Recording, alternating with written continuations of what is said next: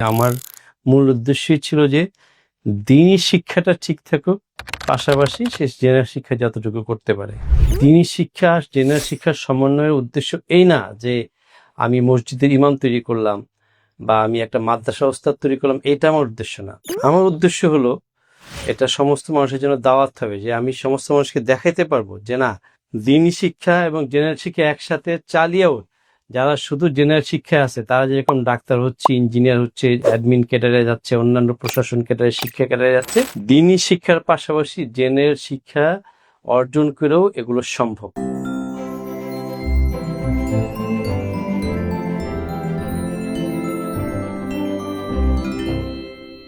হ্যাঁ, আসসালামু আলাইকুম। আমি ডাক্তার মোহাম্মদ ইকবাল হোসেন। আমার মেয়ে বর্তমানে 7ম শ্রেণীতে এবং অ্যারাবিক বিভাগে 2য় শ্রেণীতে ইনসাইট ইসলামিক স্কুল এখানে পড়াশোনা করছে।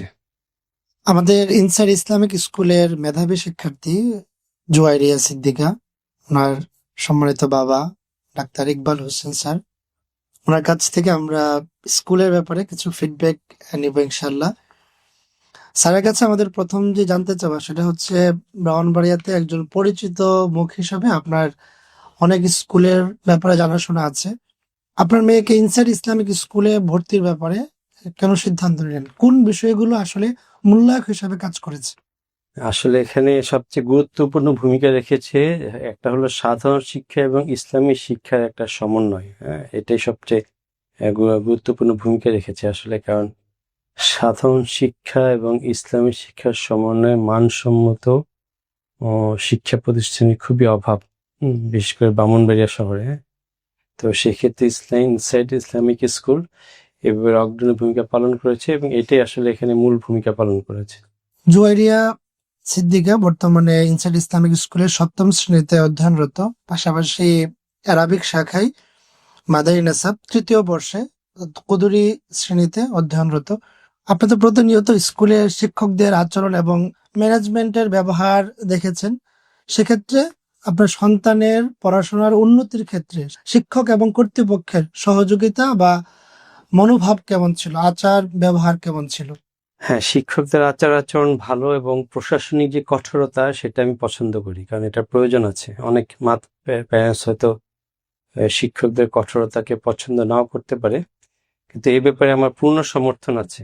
কঠোরতার অভাবে আজকে আসলে ছাত্রদের যেটাকে বলা হয় যে সঠিকভাবে বেড়ে ওঠা, চরিত্রের গঠন, এগুলো সঠিক না হওয়ার অন্যতম কারণ হলো যে এখন আর শিক্ষা প্রতিষ্ঠানে আগেকার সময়ে শিক্ষকদের যে কঠোরতা ছিল সেটার সুযোগ রাখা হয়নি। আমরা পিতা যারা সে সন্তানদের প্যারেন্টস, তারাই শিক্ষকদের কঠোরতাকে বলা যায় এক প্রকার ছেটে দিয়েছি। এটা প্রয়োজন আছে এবং এটা আমি পছন্দ করি, এটা প্রয়োজন আছে। সেই দিক থেকে আমার মনে হয় এটা ঠিক আছে। জুয়াইরিয়া বর্তমানে আরবিকে মাদারি নেসাব 3য় বর্ষ পড়ছে। সে আরবি ভাষায় বেশ ভালো দক্ষতা অর্জন করেছে। আরবি ভালো পড়তে পারে, বলতে পারে, লিখতে পারে। তো আরবিকের মূল্যায়নের পাশাপাশি জেনারেল 7ম শ্রেণীতে পড়ছে। তার জেনারেল ফাউন্ডেশন বা বেসিক কতটুকু মজবুত হয়েছে এবং সে কতটুকু ভালো পড়েছে বা পড়ছে এখানে, এই বিষয়টা আপনি কিভাবে মূল্যায়ন করছেন? আসলে এই ব্যাপারে আমাকে প্রশ্ন করলে উত্তর দেওয়া কঠিন, এই জন্য যে এটা তো আসলে কম্পারিশনের বিষয়, যে অন্য স্কুলে কি হচ্ছে এখানে কি হচ্ছে। তবে আমার মনে হচ্ছে যে যেহেতু এখানে সত্য কথা বলতে কি, আমার মূল উদ্দেশ্যই ছিল যে দ্বীনি শিক্ষাটা ঠিক থাকুক, পাশাপাশি সে জেনারেল শিক্ষা যতটুকু করতে পারে।